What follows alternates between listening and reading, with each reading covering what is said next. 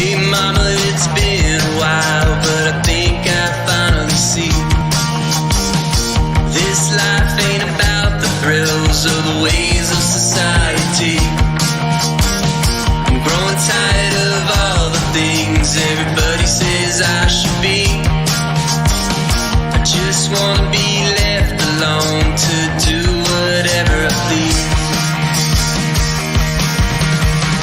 I still can't really say what it is I'm looking for, but I'm gladly left behind the way I was before. There are days I wish I wasn't telling misery, but I think I'm coming around to a life that I believe. Hey mama, remember when I wouldn't even say hello? What's going on, everybody? Frank here for the Bakersfield Gentlemen with some great news to give to you guys. Our good buddy Hack over at Vintage Havana Lounge in Ridgecrest, California has come up with an amazing promotion idea to help us out and to help out Cigars for Warriors. So basically, if you guys have not yet become a supporter of the Bakersfield Gentlemen, by starting May 1st through the rest of the month of May, he is going to match every donation made to Cigars for Warriors. So you sign up to become a supporter for $4.99 a month, he is going to give $4.99 to Cigars for Warriors. So you guys, if you want to help us out and help out Cigars for Warriors, make sure you guys hit that Become a Member link at the top of the page, or when you're commenting on our videos, hit that little teal shield with the heart. Thanks a lot, Hack, for helping us out with this. Hopefully this will help us out and help out Cigars for Warriors. Y'all have a great one. There we go. Man, every time I see that, I just get chills. Yeah, I did such a good job. I wish we could have got a professional, but you don't pay for it. It's fine, I guess. It's fine. Hey, I'll say it was done very well. I appreciate that. What's going on, everybody? Welcome to the show. Oh shit, a Frankie said, hey, I've been on the show now for over a week. It's. I think this is a 7-day streak. This is crazy. He's actually awake. He was awake before me today. It's weird. Not only that, I lined up all the guests for this week. I know. I didn't have to do any work. And look, I got awesome guests all the way. I can't believe this. And because I lined up the guests, everybody's been saying it's a rock star list. Yeah, when you set up the guests, like, oh, cool. Oh, okay. Let's tell Cigar Chips Fire and Emmy and all them that you said that. Yeah. Wow. That. Trying to start drama. Anyways, guys, what's going on? Anthony, Samuel, Jeff, Chris, Kevin, Anthony, Dean. I said Anthony twice. You guys, this morning we have another special guest for you guys. We have Cigar Strip Tim, Down to the Nub podcast, one half of Down to the Nub podcast. Mm-hmm. And you want to tell us a little bit more about yourself and what you're smoking? Sure. Well, I'll start off with what I'm smoking. I am smoking a Casa Cuevas Connecticut. It is my morning cigar. Of course, the camera never focuses when you want to do it. Right. But Casa Cuevas Connecticut, it's the Toro. Absolutely love it. And yeah, I'm Cigar Show Tim and was co-founder of Dads Smoking Cigars. And so I'm half of that. On YouTube, we've got our channel. We do our cigar reviews every Friday this week. We're not going to be doing a review. Got some different things. Kyle's got a busy week, so we decided to take the week off. And then Down to the Nub's a new venture. I wanted to start something that was a live show, much like what you guys are doing here, but on Sundays, which I know is very populated by a lot of cigar shows. But wanted to start something where it was just about the cigar community, supporting the cigar community, and thought about it, tossed it around for a couple months, and then talked with Brandon Wells, cigar mechanic, who's a broker in the industry. And the two of us just sort of, we've known each other for over a year and a half now, and we just gelled really well. And I just said, hey, this is what's going on. He wanted to start his own podcast because he'd been told that he needed to. And so we just said, you know what, let's just join forces. Let's take your background, your experience as a broker. Let's take my background as a cigar reviewer and enthusiast, and let's just start a live show. And so that's what we're doing. So Down to the Nub is Sundays at 6 p.m. Eastern, 3 p.m. Pacific time. And we've got a bunch of different guests and people from within the industry and manufacturers and enthusiasts and really any area of the cigar industry we touch on, because that's really what makes up the cigar community. So that's a little bit about me. That's awesome. That's awesome. And where are you located at again? I am in Southern California. I'm only a few hours, well, a little more than a few hours from you guys. I'm in Corona, California, so about an hour and 15 southeast of Los Angeles. Nice. Very nice, very nice. Peter, Hack, Matt, David, how you guys doing this morning? Matt Hashimoto. Nice. Glad to see all you guys. Glad to see you. So being in California, already know our pains with all the cigar stuff going on here. Yeah, and the tobacco that just got passed and all that. Yeah, what just that was out of nowhere. Well, that's usually how our politicians like to do it. They used to they're used to taking stuff away without anybody knowing what goes on, and then they announce, oh hey, by the way, you don't have this anymore, and well, welcome to California, Taxifornia, all the other fun nicknames you can come up with. You know what? Honestly, though, even with all the bad politics we have going on here and the restrictions we have here, I honestly don't think I would want to live anywhere else. I mean, I grew up on the beach, and I love it. It's a great state. I love living in California too. I mean, Southern California. Where else can you go to the mountains and see the snow and go to the beach in the same day? Same day. Yeah, 100%. People don't get that. Same day. Yeah, absolutely. Oh, today, you guys, we are smoking the Bloodline. Oh, yes, sorry. This comes to us from Cigars Limited, Fresno, California. They also have one in Clovis, California. And then we have the dogs in the back over there fighting for some odd reason. That's awesome. Sharing your cigar, bro. What are you doing? Not sharing, yeah. And as you guys know, I absolutely love this cigar. The only problem is, like I was telling Tim before the show, and I've told guys before, half of these always burn wrong for me. And I'm trying to get that right now, but I don't care because I love the way this thing tastes. Michael's out in Hawaii. How you doing? Very and nice. Richard out in Texas. I know that. John, I wouldn't give up on Texas that easily. I like Texas. I've stayed in Texas. I've stayed in Illinois. I've stayed in Florida. I've been to New York a few times.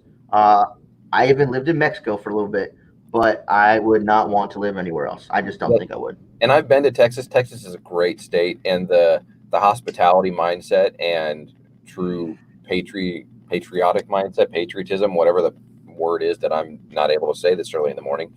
It's a great state. I've been to Arizona. I've been to a bunch of different states, and yeah, I mean, there's other states that I enjoy visiting that are really nice. But something about California, despite the fees, despite everything else, it's my home. I'm a SoCal boy. That's just how it goes. Yeah. I mean, I totally agree with that. Places that I definitely love to visit more than one time a year, even if I could, just as often as possible. But end of the day, I want to hang my hat right here, right in California. I just wish people weren't trying to force me out because damn all these rules and tax, everything's just really kind of just pushing you down lately. And on top of that, they did this during the lockdown, which meant, of course, people aren't going to hear the news about it. Yeah, we're not going to be on that. We're not going to be on that as much as we usually are. Yep. It just feels really underhanded, and did not care for that. And no, Chris, Southern California is not basically Mexico. Although I'm a whole lot closer than you guys are. Southern California, not South California. It's like when people say 10 freeway, it's the 10. Oh my God. You just showed up. I don't want to get into it right now about that nonsense, but 1-5. Yeah. I'm gonna go eat an In-N-Out burger about this now. I'm out of here. Ooh. Well, they can do that in Texas now too. Chris isn't in Texas. No, I'm just saying, all these people that are in other states like Texas, they can do that now too. All right, my insult is revoked. Yeah, because I messed up. But anyway, so Tim, later on today in the show, or the other show we have going on today, the regular show, we have Mr. Pierce from the PCA, his executive director, and with everything that's been going on, what's your take on it? I've got an interesting perspective. One from being part of the cigar community, the other part of it from being in the event industry for 2 decades. That's what I do full time. I'm in higher education now with events at a university here in Southern California, but I've done the public event, I've done the trade shows, I've done the private consulting. I ran my own company for a while. I expected it to cancel. Weeks ago, I was calling that, just knowing the inner logistics and the background of it. You don't want it to happen, obviously, because it's a big part of the cigar industry, a big part of the cigar community. And I've heard people say, oh, you don't need to have PCA to still have deals. You don't need to have this. You don't need to have that. And you know what? To a certain degree, they may be right. But at the end of the day, the cigar industry is about community and fellowship and hanging out with each other. And yeah, you're working business and you're seeing your different brick and mortars and you're seeing your different manufacturers and all the reps and doing all those different things, which is great.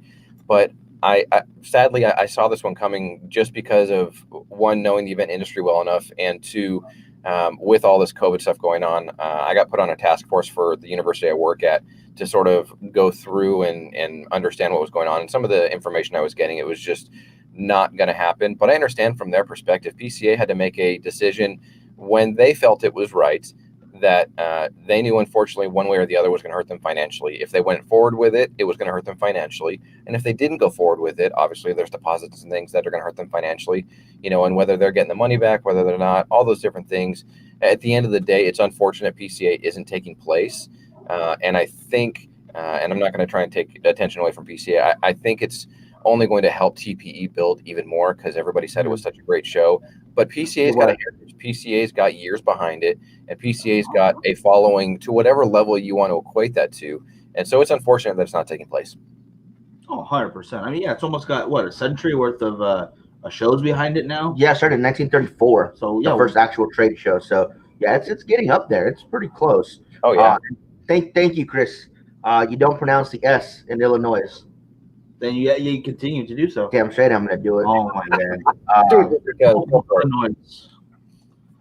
Let's see. Takes out Frankie's new name. Trade shows for retailers are not going to go back this year because most of them were closed or very limited sales. Yeah, I get that. The thing is, like you said, a lot of them are saying that you don't need a trade show to make purchases. Well, a big part of the trade show is that's when people unveil all their new stuff. The retailers get a chance to smoke it then and there, figure out, yeah, this is something my customers would want, or no, this is not something my customer would want, or something that they don't want to carry. Mm-hmm. And, it also gives them a chance to maybe try out new boutiques that they've never heard of before, exactly. Smaller guys.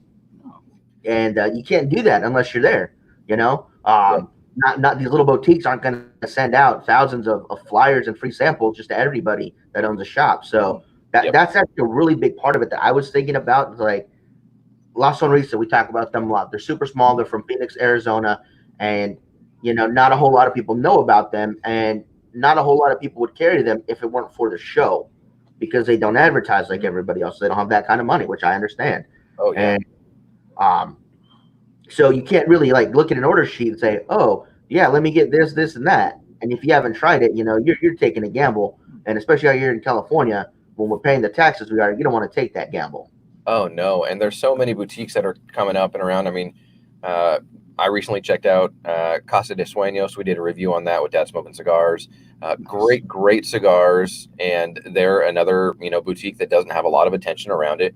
And boutiques is really, they're the ones that are probably going to, dare I say, hurt the most with everything that's going on with PCA or not going on with PCA this year. Because like you mentioned, Frankie, there's the releasing new cigars. This is what's coming out. This is what's going on. But they're the ones that, because they haven't had the revenue for the last 3 months or don't have the inventory, to be able to take to go and unveil the new cigar, because of distribution channels and all that kind of stuff. They're the ones that they're going to take a pretty big hit, and it'll be interesting to see how that plays out for them. I mean, the big guys are the big guys. I mean, obviously everybody knows the big four that pulled out and they weren't going to be there anyways. We understand all of that, but for the boutiques, it's going to be interesting to see what happens with them and how they rebound. And, I got to sit down, Brandon, I got to sit down with Patrick Legreed of Half Wheel last week and interview him for our Down to the Nub podcast and get his perspective. And, it was interesting getting it from him being part of Half Wheel. And the three owners in it, and I mean, all three of the guys over there at Half Wheel that run it are great guys. Brooks and Patrick and Charlie are all great guys. But it was interesting to hear his perspective on it because he's got a unique one because he's definitely immersed in what's going on and the news and all of that. So it's going to be interesting to see what happens 6 months from now.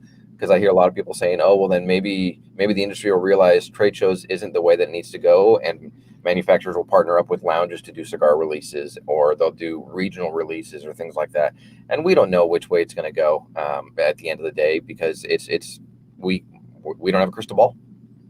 That's true. Very true. A lot of it's kind of just speculation at this point. I mean, I wish there was more definitive answers. I much more appreciate news that I know is real. But that's a good reason to talk to Half Wheel and to check them out, guys, if you haven't. I go there to fact check whatever I hear about the industry anyway. Yeah. Their article was great. The shorter announcement one and then the full detail one that Charlie did, both of them. I mean, Charlie went into great detail on the second one that they did. And I mean, like you said, great content, and it's facts because they're getting it from the source. Mm-hmm. Yeah. Mm-hmm. Just really smart guys that have been doing this for quite a while, and they know what they're talking about.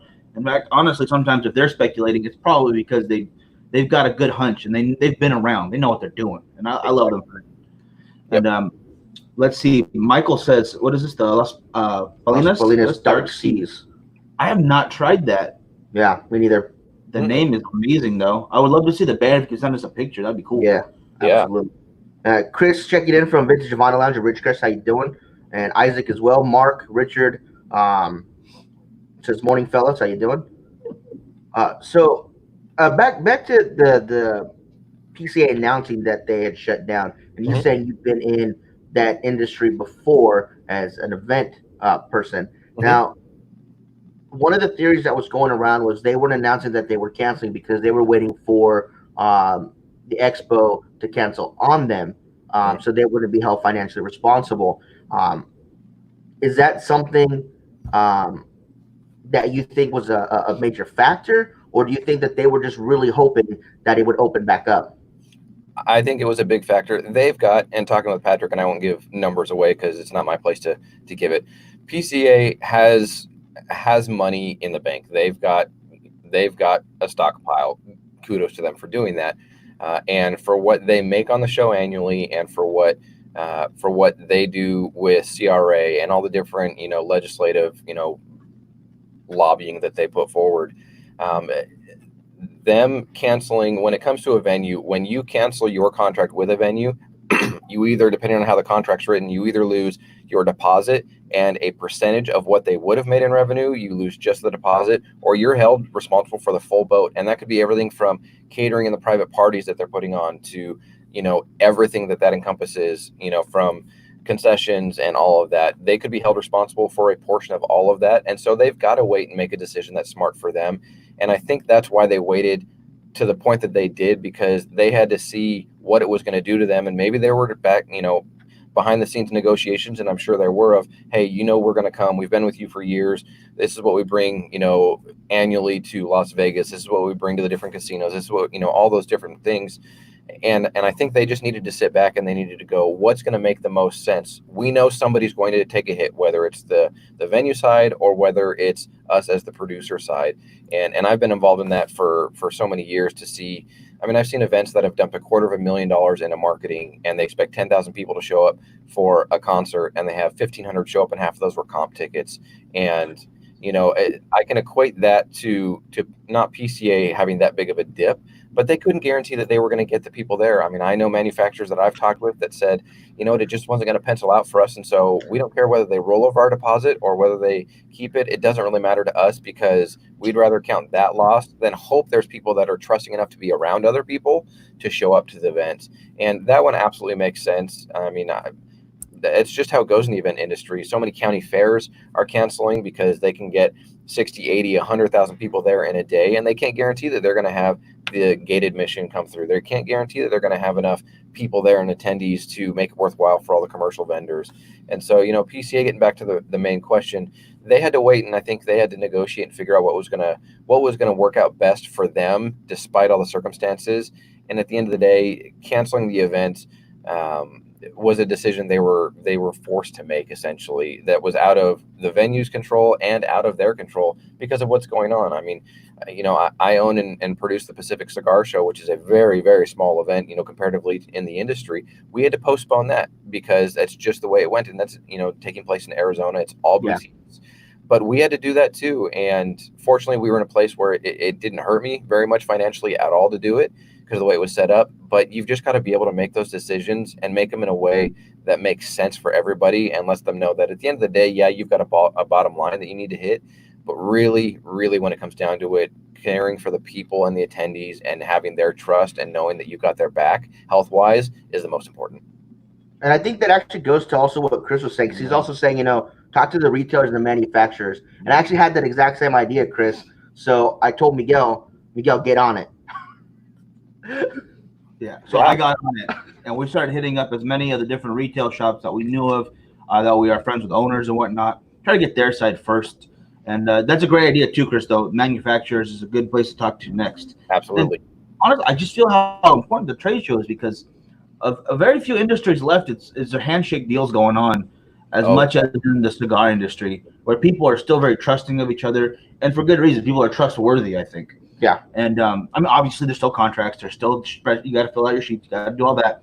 But there's so much face-to-face camaraderie, and so much, that one-on-one personal touch. It's not just a product. It's not just people pushing numbers. They really do care about each other in the industry. Yeah, so you have to. The people make part of the industry. What's that? The people make up the industry. You have to be concerned and care for them, because if you show that you're not caring for them, you've then lost loyalty, and you've lost. They know that it's profit over people and not people over profits. 100%, absolutely. 100%. And Anthony's letting us know that you're running a contest Sunday for the show, and he wants to let everybody know where they can go to win, because for us, either Giannis, Peter, or Anthony, they always win something when we do a contest. So yeah, hence the hashtag that Anthony put up there, winning Giannis. Yeah. So we had Nick Gervais with My Monthly Cigars on the show on Sunday. Great guy, great subscription service, club, whatever label you want to put on it. And there's a ton of them out there. Obviously, you know, Frankie, you've got your Luxury Cigar Club hat, and those guys over there are all great guys. Ben, David, and Chris are all great guys. But we had Nick on, and so the contest that we're running is if you go and subscribe to the Down to the Nub YouTube channel, so go and search Down to the Nub when you're on YouTube. We'll have our actual address pretty soon here. Subscribe and watch the video, the live video on playback with Nick Gervais, and he mentions what his favorite cigar, if he were on a desert island and the only cigar he could ever smoke, he mentions it in that interview with us. And so if you put in the comment what his favorite cigar is, then next Sunday, by literally a minute before we go live at 3 p.m.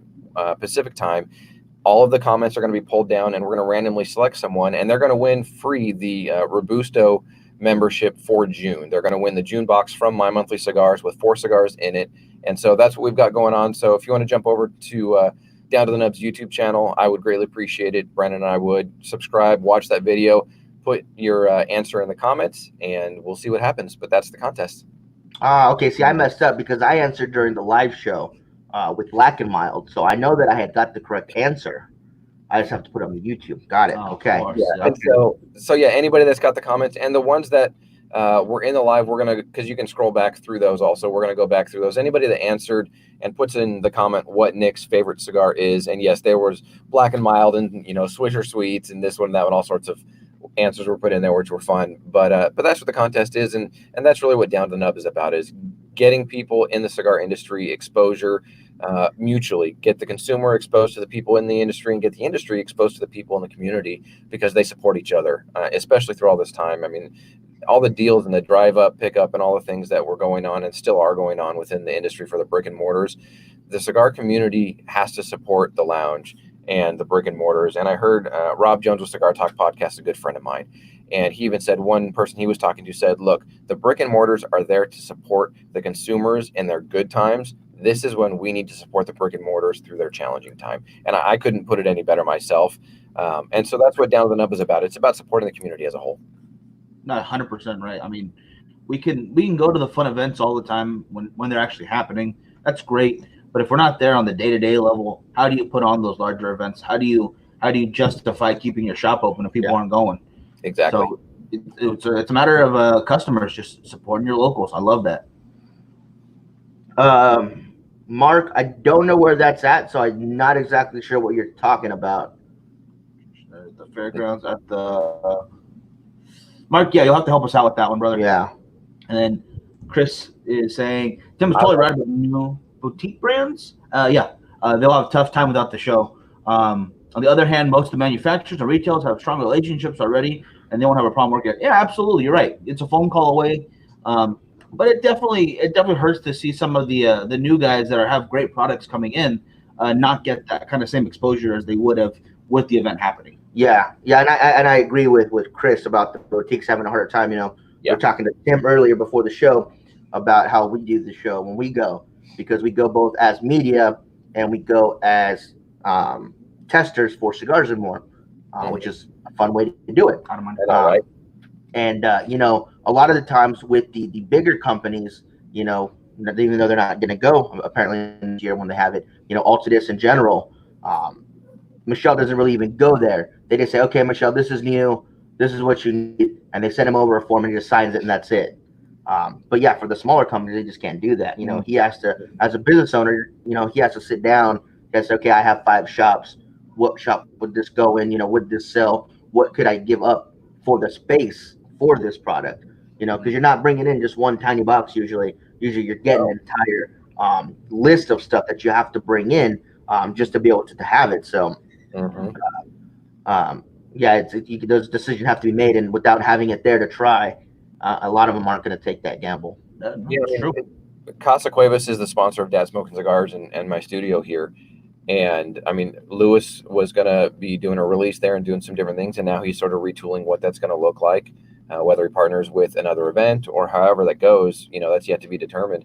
And he's just one of the manufacturers. I mean, Casa Cuevas made a pretty good wave last year at the event with La Mandaria and all the different things and their new Reserva line and all those kinds of things that they had going on, because it was just after the break-in, a few months after that. But I mean, that's just one instance where they were planning to continue their momentum, and now they're having to find creative new ways to do that, if they're even able to. No, it's 100% true. I mean, for some, this is the worst possible timing. But I like we said, the big guys. I mean, they're probably going to feel it, but just not to a certain degree, as everybody else is. And Mitch and Chris are saying, it's in regards to the Great Ohio Toy Show on the 30th, which is still happening, just with restrictions for health and safety. Gosh dang, I know toy shows can get huge, so that's a lot of people. Yeah, all right. Well, I hope everyone's. Yeah, that's a lot of hands-on time and holding things. Hey, check out this. That's a very tactile industry when it comes to toys. So that'll be interesting to see. Like everything, like everything else, it'll be interesting to see how that one plays out. Hopefully it doesn't spread. Hopefully different, negative things don't come out of it, because nobody wants to be, if you look at the production side, nobody as a show producer and promoter wants to be the show that gets together and 2 weeks later everybody comes home and they're sick, and people say that, and nobody knows whether it was coronavirus or just the flu or whatnot. But, you don't want to be that show that gets labeled as, they're the ones that defied, not really defied, but sort of did their own thing and still pushed forward. Yeah, they put in precautions. Yeah, they did what they could for, but at the end of the day, people still got sick. That's not the PR you want. Right. Ooh, no. Right. Yeah, no, I absolutely agree with that. Okay, so it's at the rec center at the fairgrounds. Okay. Man, I haven't been to a toy show in forever. We used to do event coverage for a lot of them, Vegas to here and back.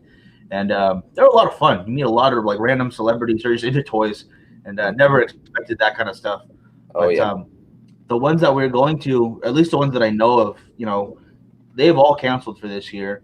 I mean, heck, San Diego Comic-Con canceled. Yeah, that's a big one. So to justify other ones going on still, I mean, although obviously that one's huge. It's in San Diego. It's already a lot of people. It's a very. And that's going to hurt the city there.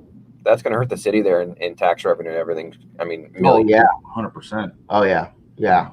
Another thing that I was reading through the article about PCA that I didn't realize is they were also on the hook for, 5,000 rooms at the Venetians and the Palazzo? Yeah, they were on the hook for 200. What was it? 2,000 room nights or 2,000 rooms for 5 nights. So you do the math on that one. $200 a room, I think, for the 500 room nights, or 5,000 room, $200 a night for the 5,000 room nights, I think is what it was. So I mean, you're looking at $1 million just in room nights. Yeah, which I never understood, getting super expensive hotel rooms. Sorry, I'm cheap, but I need a bed and a shower, and I'm good, because I really don't plan on spending that much time in the hotel. No, I sleep there, I get up and I leave. That's about it. I don't need anything fancy. I mean, yeah, I'm the same way. I don't need to have the fancy, the nice suite, this. I show up. If you got a bed that I can sleep in and a shower that's clean enough, give it to me. 100%. Yeah. I do like the Ellis. I'm not gonna lie. They have their own craft beer there. In every room, you get a free growler. So I have 8 of them or something like that. Yeah. Can't go wrong with that. Yeah, I keep going back and get another growler. It's like a collection. I love that place, but not expensive. Again, it's one of those places that they're not gonna break your bank. Go have fun. Go out into Vegas. Yeah. Yep. What's a reasonable price then? $7. Whatever is the cheapest, without being like Motel 6, I think. Yeah, as long as you're not surrounded by, cockroaches. I'm not assimilating cockroaches to Motel 6, but as long as you're not surrounded by cockroaches and bugs and, nastiness, hey, if you can get a room for $120 a night, $140 a night, take it.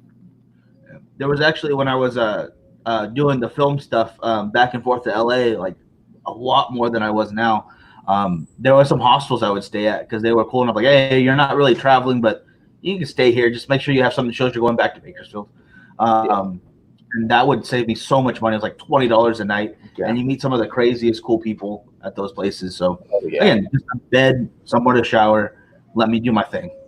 Mark, as far as new releases, there were quite a few that were supposed to be released. The PCA is kind of the show where they do their releases for the year, so that when the people are there, they can place their orders for them. So that's why the show is as big as it was. And as far as buying a group of products, that's when you bring in new stuff. A lot of companies that are brand new to the industry, when you go to purchase their product for the first time, they need you to get their entire line of stuff. They don't want you just to get one little box and put it on your shelf.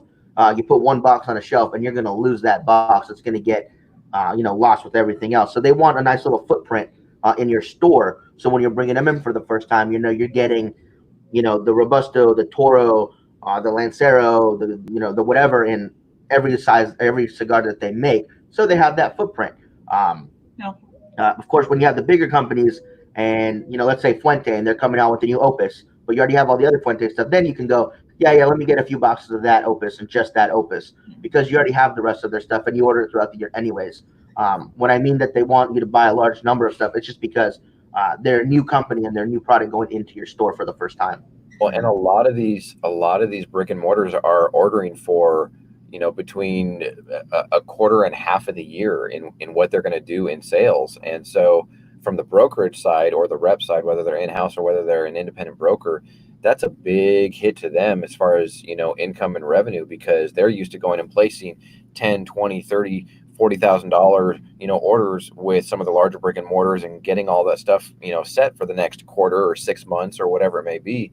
And the new facings, all those kinds of things is what the manufacturers want to get there. And everybody wants shelf space. Everybody wants the facings. So they're another ripple in the industry that's going to have to get creative and figure out what they're going to do, because the brokers and the reps are out there going, okay, I don't have an opportunity to sit with everybody that's there and sell and make, a third to half of what I make an entire year.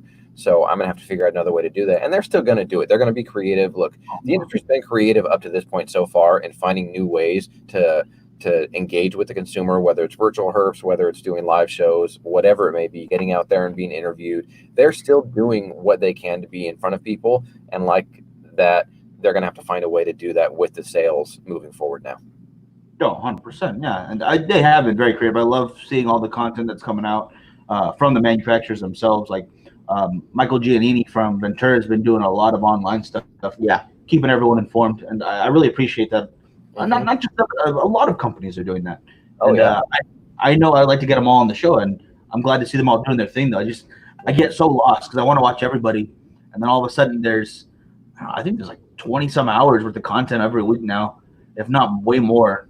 Oh yeah. And it's a good time. It's a good time to watch, though. I'm not going to lie. It's a great time to watch and get involved. And there's so many people that were usually more behind the scenes as an enthusiast or running a podcast or running, a media, format to a certain degree, that have come out and been much more engaging. Even, some of the smaller boutique manufacturers are starting up their own herps.